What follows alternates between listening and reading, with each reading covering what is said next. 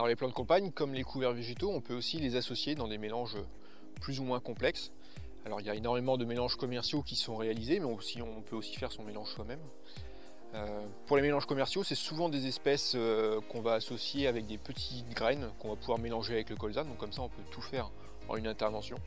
Donc on a par exemple ici des mélanges avec du trèfle ou du fenugrec, mais c'est deux espèces qui sont assez similaires en termes de développement, donc il ne va pas forcément y avoir l'aspect complémentarité qu'on recherche.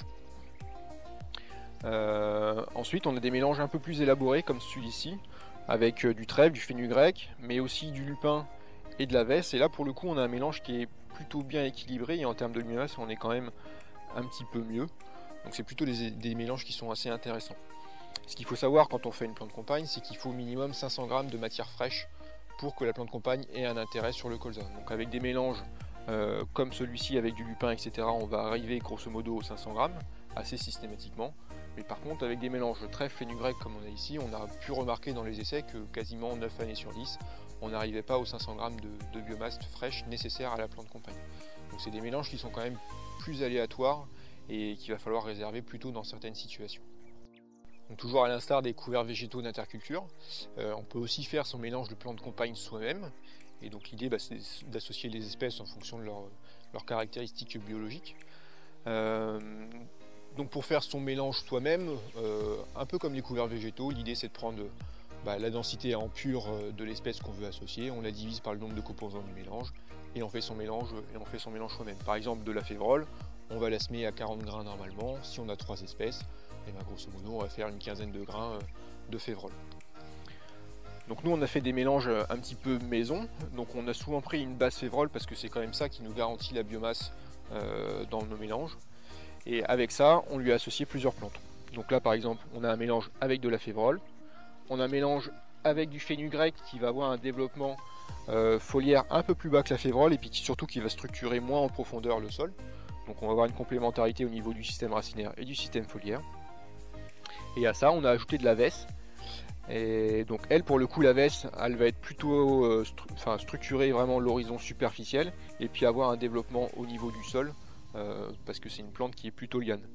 Et dans certaines situations elle va même aussi se servir des févroles pour monter un petit peu au-dessus de la végétation, donc servir des févroles comme plante tuteur. Et donc ça c'est un mélange qui est plutôt assez complémentaire et plutôt pas mal. Donc tout à l'heure j'ai parlé des espèces non légumineuses, donc on revient sur ces deux micro-parcelles là, on a du niger et du tournesol, donc on a switché la févrole par cette espèce là. Bon, en termes de développement foliaire on est quand même pas terrible, on n'est pas aussi bien qu'une févrole, et puis de toute façon c'est des espèces qu'il faut mettre en très petite quantité dans les mélanges pour cet aspect compétition vis-à-vis de l'azote. Alors on peut aussi faire des mélanges avec des plantes de campagne qui ont un développement que au niveau de la strate inférieure, donc on va associer des espèces avec un port étalé. Donc là par exemple on a fait un mélange avec de la vesse, avec du pois et avec de la lentille aussi. Et l'idée de ces mélanges là c'est d'aller chercher le maximum de compétition vis-à-vis des adventices en vraiment étouffant, tout ce qui va pousser. Alors dans des mélanges comme ça, donc là on a associé 3 espèces. Ce qu'il faut savoir, et globalement pour tous les types de couverts végétaux, c'est que plus on va avoir de biomasse de la plante de service, et plus on va avoir de concurrence sur les adventices. Mais avec les plantes de campagne, il y a deux problèmes. Le premier, c'est que les plantes de campagne vont se développer en même temps que les levées de colza et les levées d'adventices. Donc il va falloir vraiment une plante de campagne qui est très agressive, mais pas trop agressive vis-à-vis du colza. Et puis avec les plantes de campagne, dans des mélanges où dès qu'on met un petit peu de vesse, de lentilles, ou même du pois, même si le pois c'est un peu moins sensible, il va falloir qu'on réduise les doses d'herbicides appliquées. Et dans des problématiques dicotylédones, ça peut être très impactant. Et même dans des problématiques graminées, quand on est obligé de lutter qu'avec des foliaires après qui ne sont pas forcément efficaces, ça peut être problématique. Donc il y a ça à prendre en compte, et on voit que dans des situations où le colza n'a pas forcément pris le dessus, la plante de campagne n'a pas forcément pris le dessus, on a des levées de raies qui apparaissent, et on voit que de toute façon la plante de campagne ça ne sera pas suffisant pour gérer cette problématique à elle seule en tout cas.